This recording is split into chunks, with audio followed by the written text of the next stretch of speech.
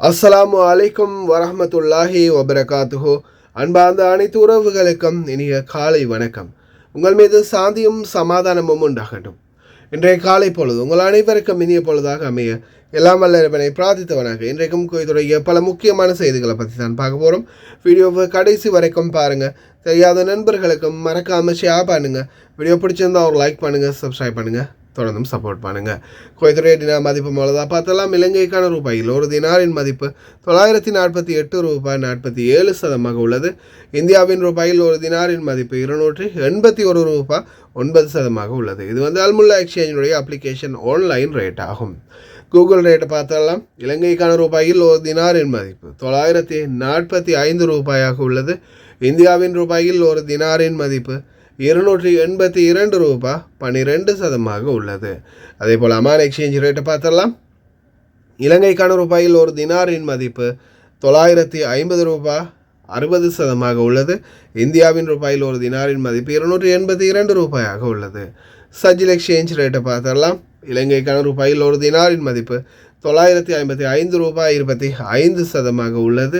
இந்தியாவின் ரூபாயில் ஒரு தினாரின் மதிப்பு 282 ரூபாய் 10 சதமாக உள்ளது. சஜில் எக்ஸ்சேஞ்ச் பற்றிய மேலதிக தகவல்களை தெரிந்து கொள்ள 97 23 54 61 என்ற வாட்ஸ்அப் இலக்கம் மூடாக தொடர்பு கொள்ளுங்கள்.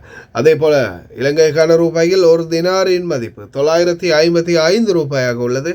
இந்தியாவின் ரூபாயில் ஒரு தினாரின் மதிப்பு 281 ரூபாய் 50 சதமாக உள்ளது. இது ARY எக்ஸ்சேஞ்சுடைய அப்ளிகேஷன் ஆன்லைன் ரேட் ஆகும்.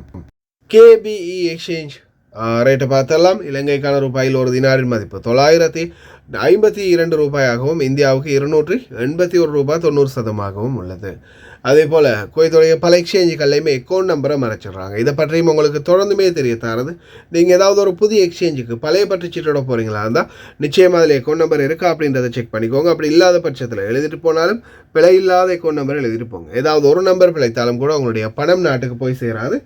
அந்த பணத்தை திரும்ப பெறுமா இருந்தாலும் ரொம்ப நாட்களாகும். மறுபடியும் கட்டணம் செலுத்த வரும். அதே போல் எக்ஸ்சேஞ்சுகளில் பணம் அனுப்பி முடித்ததும் மறக்காமல் பட்டுச்சீட்டை செக் பண்ணி பாருங்கள். எல்லா டீட்டெயில்ஸும் சரியாக இருக்கான்னு. அதே போல் முக்கியமாக பேங்குடைய பெயர் முதல் கொண்டு எல்லாமே சரியாக இருக்கான்னு பார்த்துக்கோங்க. யுனைடெட் கல்ஃப் எக்ஸ்சேஞ்ச் கோஆப்ரேஷன் இந்தியாவுக்கு பணம் அனுப்ப 750 ஃபில்ஸும் இலங்கை பணம் அனுப்ப ஒரு தினாரும் கட்டணமாக அறவிடுறாங்க. அல்சாமில் எக்ஸ்சேஞ்ச் கோஆப்ரேஷன் ஒரு தினார் மட்டுமே கட்டணமாக அறவிடுறாங்க. யூஜே எக்ஸ்சேஞ்ச் கோஆப்ரேஷன் ஒரு தினார் மட்டுமே கட்டணமாக அறவிடுறாங்க. Kuwait Asian international exchange 750 fils மட்டும் ஒரு தினார் போன்ற கட்டணங்களும் அறவிடுறாங்க. குவைட்டில் Al Nada, ARY, Aman exchange, UJ, Al Zamil, Ansari exchange, Lulu exchange, Joyalukkas, KBE, UAE, Oman exchange, Bahrain exchange, BEC, world street exchange, Sajil exchange, Malik exchange, international exchange, Al Shafa exchange, இது போன்ற இன்னும் பல எக்ஸ்சேஞ்சுகள் இருக்குது. ஒவ்வொரு எக்ஸ்சேஞ்சுகளையும் ஒவ்வொரு விதமான கட்டணங்களும் இருக்குது. அதுலேயும் குறிப்பாக பார்த்தீங்கன்னா ARY எக்ஸ்சேஞ்ச் இப்போதைக்கு 900 ஃபில்ஸ் மட்டுமே தான் கட்டணமாக அறவிடுறாங்க. வெள்ளிக்கிழமைகள் 750 ஃபில்ஸும் சில நேரங்களில் கட்டணமாக அறுப்பாங்க. இதில் பார்க்கும்போது நீங்கள் 750 ஃபில்ஸ் மற்றது 900 ஃபில்ஸ் அறவிடும்போது 350 ஃபில்ஸ் 500 ஃபில்ஸ் போன்ற லாபம் இருக்குது உங்களுக்கு கட்டணத்திலேயே. அதே போல் சஜில் எக்ஸ்சேஞ்ச், மலிக் எக்ஸ்சேஞ்ச், அல்சாமில், யூஜே, அதே போல் அல் ஷஃபா எக்ஸ்சேஞ்ச் இது போன்ற எக்ஸ்சேஞ்சுகளில் ஒரு தினார் மட்டுமே தான் கட்டணமாக அறவிடுறாங்க. அல்முல்லா, அல்முசைனிலாம் பார்த்தீங்கன்னா காலமெல்லாம் தொடர்ந்துமே 1.25 தினார் தான் கட்டணமாக அறவிட்டு இருக்கிறாங்க. அதுலேயும் இந்த எக்ஸ்சேஞ்சுகளில் ஒரு தினார் அறவிடும் போது இதுலேயும் உங்களுக்கு பார்த்தீங்கன்னா ஒரு லாபம் இருக்குது உங்களுடைய கட்டணங்களில். முடிந்த வரைக்கும் நல்ல எக்ஸ்சேஞ்சுகளில் உங்களுடைய கஷ்டப்பட்டு சம்பாதிக்கக்கூடிய பணத்தை அனுப்புங்க. அதே மாதிரி எந்த எக்ஸ்சேஞ்சுகளில் நல்ல ரேட் கொடுக்குறாங்க அப்படின்றதையும் மறக்காமல் கமெண்டில் மென்ஷன் பண்ணுங்கள். குவைத்துடைய தங்க விலையை பார்த்தலாம். 1 கிராம் 18 கேரட் தங்கத்தின் விலை 21 தினார் 887 ஃபில்ஸ். 1 கிராம் 21 கேரட் தங்கத்தின் விலை 25 தினார் 535 ஃபில்ஸ். 1 கிராம் 22 கேரட் தங்கத்தின் விலை 26 தினார் 761 ஃபில்ஸ். 1 கிராம் 24 கேரட் தூய தங்கத்தின் விலை 29 தினார் 183 ஃபில்ஸ்.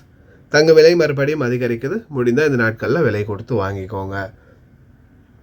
இதோ அமீரகத்தில் குழந்தையை கொன்ற குற்றத்துக்காக தன் பராமரிப்பில் இருந்த குழந்தை இறந்ததால் மரண தண்டனை விதிக்கப்பட்டுள்ளது இந்திய பெண்ணுக்கு. அதே மாதிரி பல பகுதிகளிலேயும் அதிரடியான வேட்டை, கைது செய்யப்பட்ட 10க்கும் அதிகமானோர். அதே போல் இதோ வைத்தியர் ஒருவருக்கு 5 ஆண்டுகள் சிறை தண்டனையும் 1 மில்லியனுக்கும் அதிகமான அபராதம். கடன்களில் இருந்து விடுதலை. கடன்களில் இருப்பவர்களுக்கு கடன் சுமைகளை குறைக்க புதிய சேரிட்டி திட்டம். அதே போல் டெலிவரி ஓட்டுநர்கள் சம்பந்தமான சில முக்கியமான விடயங்களும் டேட்டா ஹேக் செய்யப்பட்டதா என்பதை பற்றிய தகவல்களும் இருக்கின்றது. வீடியோவை ஃபுல்லாகவே பாருங்கள். முதலாவது தகவல், இன்றைய நாள் புனித ரமதான் மாதத்தின் 6வது நோன்பை எட்டியுள்ளோம், அல்ஹம்துலில்லாஹ். அதே போல் முக்கியமாக ஆரம்பம் தற்போதைய சூழலில் 4:50 மாறி இருக்கின்றது. 5:50 மகரிப்புடைய நேரமும் மாறி இருக்குது. அதே போல் காலநிலை அவதான மையம் மிக முக்கியமான எச்சரிக்கைகளை எடுத்திருக்கிறாங்க. அதாவது குறிப்பாக 7ஆம் திகதி 8ஆம் திகதி நாளை மறுநாள் மிக ஆபத்தான சூழல். அதாவது காற்றினுடைய வீரியம் ரொம்ப அதிகமாக இருக்கும் அப்படின்னு தெரிவிச்சிருக்கிறாங்க. அதே மாதிரி பார்த்திங்கன்னா ஒரு 5 நிமிடம் மழை பெய்ததுலேயே ஒரு ஏரியா ஃபுல்லாகவே வெள்ளத்தில் மூழ்கி இருக்குது. அதே மாதிரி காற்றுடைய வேகம் பாருங்கள், ஒரு பகுதி ஒன்றில் கண்டெய்னர் ஒன்று எப்படி அந்த காற்று புரட்டி போடுதுன்னு.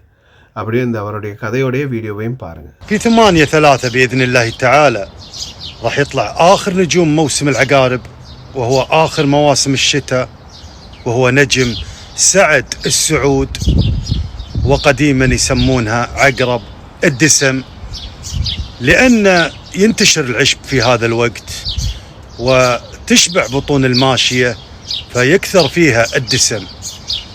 ويستمر معانا نجم سعد السعود لمدة 2 أسبوع، وبعدها راح ينتهي الشتاء فعليا وفلكيا وندخل في الربيع. ومواسم عقرب الدسم يبدأ معانا في بياع الخبل عباته من 8/3 إلى 9/3، وهي أيام حارة تسيطر علينا الرياح الجنوبية الشرقية وتدخل علينا من حرارة البحر ورطوبته، فترتفع درجات الحرارة. ويستمر معانا بياع الخبل عباته لمدة 1 أسبوع تقريبا، وبعدها راح تتحول الرياح للشمالية الغربية وتدخل علينا آخر موجة برد، وهي برد العجوز، لكن برودتها أخف من البرودة الحالية، وتستمر لمدة 1 أسبوع أخير من أيام الشتاء. وبعدها راح ينتهي الشتاء وندخل في الربيع فعليا وفلكيا، مع تعامد الشمس على خط الاستواء السماوي، فيتساوى الليل والنهار والحر والبرد، وتكون أجواءه حارة بالنهار معتدلة ليلا، وفيها إن شاء الله أمطار وخير متوقع خلال الأيام القادمة مع ارتفاع نسبة الرطوبة بإذن الله تعالى. هذه الساعة 1:05 بالبداية. اللهم لك الحمد.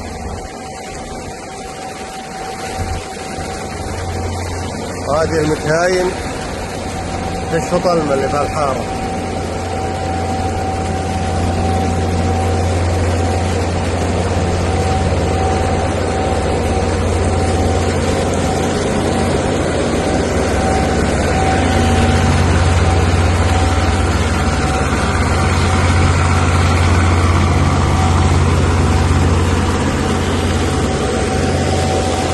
داخلين على البيوت.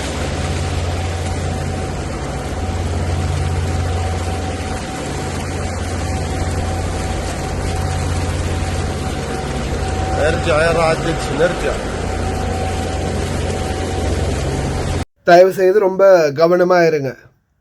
உத்தரப்பிரதேசத்தை சேர்ந்த இந்தியாவின் உத்தரப்பிரதேசத்தைச் சேர்ந்த 33 வயதான ஷஹாதி கான் என்ற பெண் 2021 அமீரகத்தில் வீட்டு பணிக்காக சென்றிருக்கின்றார். இந்த காலகட்டத்தில் அவர் பராமரித்து வந்த அவருடைய பராமரிப்பில் இருந்த குழந்தை உயிரிழந்த வழக்கில் அவருக்கு தற்போது மரண தண்டனை விதித்து தீர்ப்பளிக்கப்பட்டுள்ளது. இது சம்பந்தமான மேலதிக தகவல்களை பாலிமோர் செய்தியினூடாக வெளியிட்டிருந்தாங்க. இதில் பார்க்கும்போது பராமரிப்பில் இருந்த நேரத்தில் குழந்தை இறந்திருக்குது, இவங்க கையால் தான் இறந்திருக்கும் அப்படின்ற ஒரு சந்தேகத்தின் அடிப்படையில் தான் இவங்களை கைது செய்து ஜெயிலில் அடைச்சிருக்காங்க.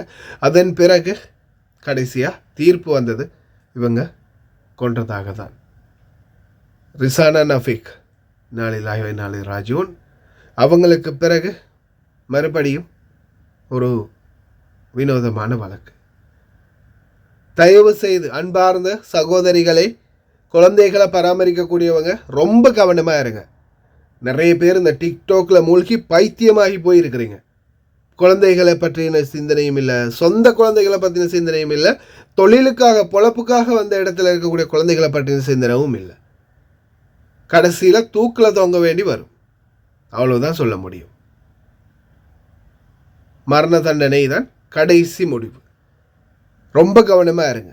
உங்கள் பராமரிப்பில் குழந்தைகளை கொடுத்தாங்கன்னா நீங்கள் தான் பார்த்துக்கொள்ளணும்.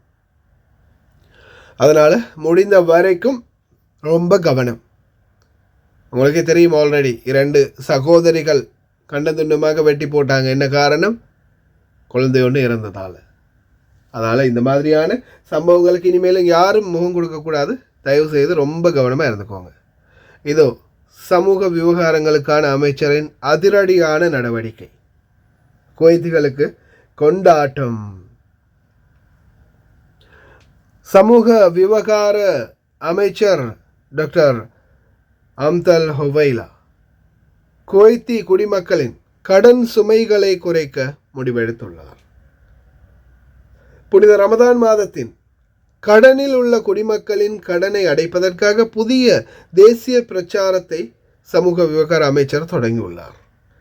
நாட்டின் நன்கு அறியப்பட்ட தொண்டு நிறுவனங்களின் ஒத்துழைப்புடன் சமூக விவகார அமைச்சின் மேற்பார்வையின் கீழ் பிரச்சாரம் விரைவில் தொடங்கப்படும் என்பதை தெரிவித்திருக்கின்றார்.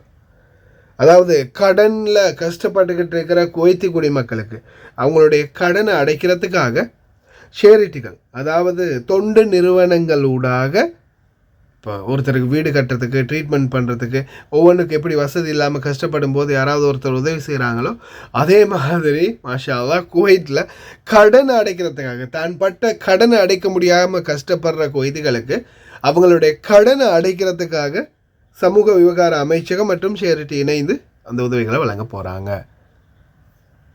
ஒரு குவைத்தி மருத்துவருக்கு 1 மில்லியன் தினாருக்கும் அதிகமான அபராதம் மற்றும் அதே போல் அவருக்கு பார்த்திங்கன்னா 5 வருட சிறை தண்டனை. என்ன காரணம் அப்படின்னு பார்க்கும்போது, இந்த குற்றவியல் நீதிமன்றம் குவைத் டாக்டருக்கு 5 ஆண்டுகள் சிறை தண்டனையும் 15 ஆண்டுகள் குவைத்துக்கு வெளியில் இருந்தபோது அவர் சம்பளத்தை பெற்றிருப்பதால் கிட்டத்தட்ட 10,41,000 தினார் அபராதமும் விதித்து தீர்ப்பு அளித்துள்ளது. ஃபோர்ஜரி பண்ணி வேலையில் இருந்ததுக்காக இந்த தண்டனை. அடுத்ததா பல கவர்னரேட்டுகள்லையும் சுற்றி வளைப்பு மேற்கொள்ளப்பட்டிருக்குது. நடந்த சுற்றி வளைப்பில் அதிரடியாக கைது செய்யப்பட்டிருக்கிறாங்க வீதியோர வியாபாரிகள் மற்றும் வீதியோரங்களில் யாசகம் பெற்ற நபர்கள்.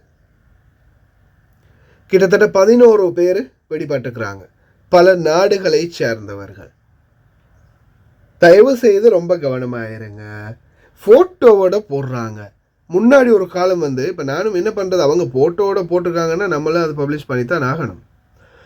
உள்துறை அமைச்சகம் முன்னாடி ஃபோட்டோவெல்லாம் மறைச்சாவது போட்டாங்க. இப்போ எதுவுமே மறைக்கிறது இல்லை, டைரெக்டாக மூஞ்சோடையே தூக்கி போட்டுடுறாங்கப்பா. தயவு செய்து ரொம்ப கவனமாக இருந்துக்கோங்க. சொல்ல வேண்டியது சொல்லியாச்சு.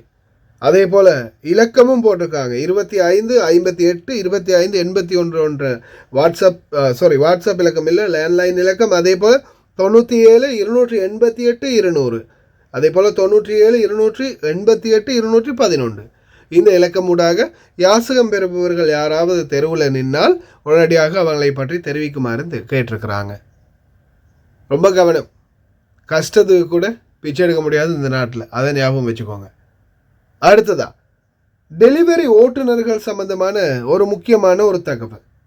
இப்போ ரீசெண்டாக டெலிவரி ஓட்டுநர்களின் முக்கியமான ஒரு வியாபார தலமான தலபாத்தில் ஒரு ஹேக்கிங் சிஸ்டம் ஒன்று பிரச்சனையானதாக தெரிவிச்சிருந்தாங்க. இது தனிப்பட்ட தகவல்கள் எதையுமே பாதிக்கவில்லை அப்படின்னு, இது சம்பந்தமான தொழில்நுட்ப சிக்கல்கள் விரைவில் தீர்க்கப்படும் அப்படின்னும் தலபாத் குவைத் துணைத் தலைவரும் பொது மேலாளரும் பெதர் அல் கானிம் தற்போது தெரிவித்துள்ளார்.